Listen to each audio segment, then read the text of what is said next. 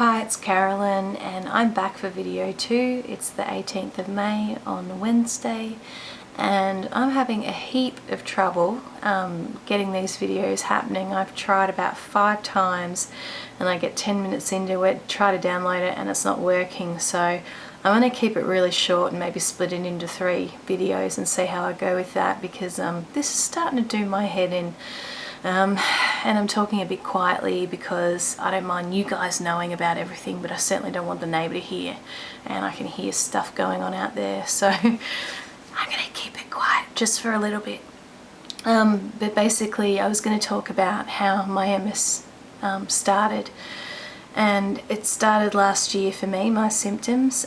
2010 was the worst year of my life, completely and utterly sucked, big time. And it started last May for me, and I think it started with the breakdown of a relationship that was pretty important to me and that I really wanted to work. And when you think about it, who doesn't want a relationship to work? But this guy meant a fair bit to me, and although I knew it had been going downhill for a little while, and maybe that kind of increased the stress a little bit of when it actually did finally falter. The hard part was we worked for the same organisation, so we weren't in the same team, but we crossed paths every day. And it's hard enough to break up with someone, but then to have them under your nose every day, it was very hard to handle, very painful, and there was no letting up. You know, I'm quite a sensitive soul anyway, so I don't handle anything very well in my mind, but that kind of broke me, and it was a daily battle for me to even get out of bed and get to work and go through that every day. Emotional turmoil, to say the least. But that was okay, you know, when I look back, that was nothing compared to what was coming my way. But not long after that, 4 weeks, I distracted myself because I had a big presentation to make at a national conference. It was the Health Promotion Conference, and I'd written an abstract that got accepted, so I had a 5 to 10 minute talk to prepare for a couple hundred people, and having an anxiety disorder kind of did my head in, but it was all consuming for me, so I threw myself into that, and it went great on the day, but oh my goodness, the toll it took on my body and the nerves, and yeah, when I look back, it was so not worth it. Not that I could have prevented what was to come, but it definitely spurred it on big time.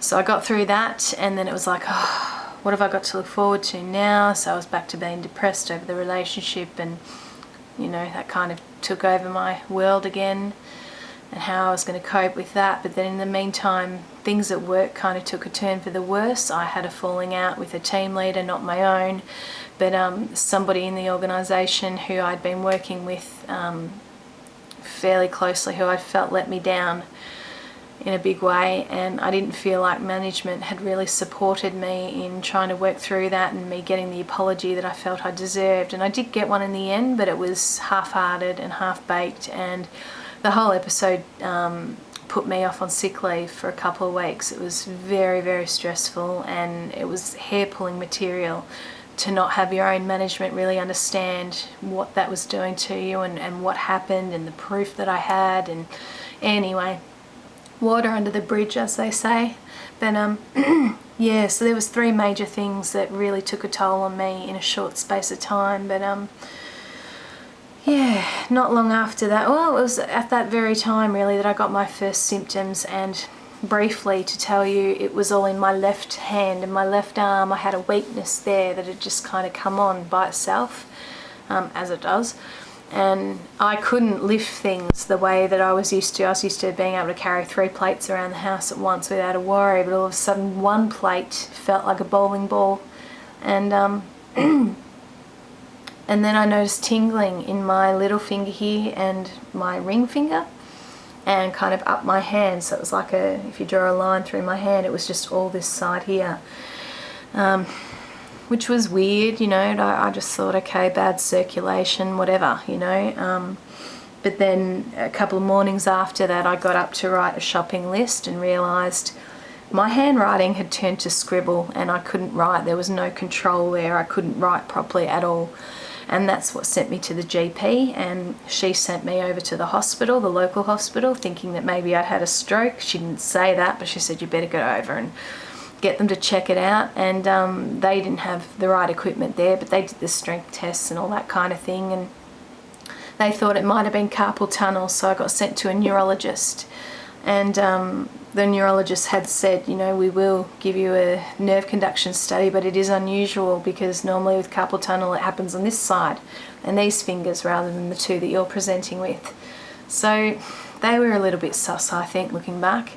But the nerve conduction study came out clear, and in that space of time, this all kind of happened over about 3 months, but more things, weird things were happening to me. And for instance, my toes on the left side, so again it was the left side of my body, my toes were tingling, and that would last for about 5 days. And I think what really frightened me was that when my toes started to ease off and get better again, at the same rate the tingling on my hands started to go. So they were both receding at the same time, at the same rate. And I thought, this has got to be a connection here, there has to be, this is really weird. And then I started skipping letters in my handwriting. And for somebody who spells really well normally, and then to all of a sudden be writing a word like star and writing STR and leaving out the A, frustrating stuff, like my brain was going a lot quicker than my hand or something. I couldn't quite work it out, but I laughed it off. But at the same time I kind of knew this is not me. There's something really strange here. And I can remember obviously getting quite stressed about it and crying out the front of work on the phone, ringing mum saying, I've got MS, I know I do, and feeling angry, you know, and frustrated, you know. And I think I was crying out for attention. I don't think at that point I really believed I had MS, but I knew a little bit about it because I used to work there. I used to work for the Nerve Centre in Blackburn, the MS Society in Victoria. So in my mind I thought, there's no way an ex-employee is going to get something like this. There's no way in hell, you know. But at the same time, I guess there was that part of me that wanted the attention, and I was a little bit worried, I don't know. But it was obviously in my head. So I might stop here and see if I can download this, and then I'll get on to my part 2. So hang in there and we'll see how we go. Okay.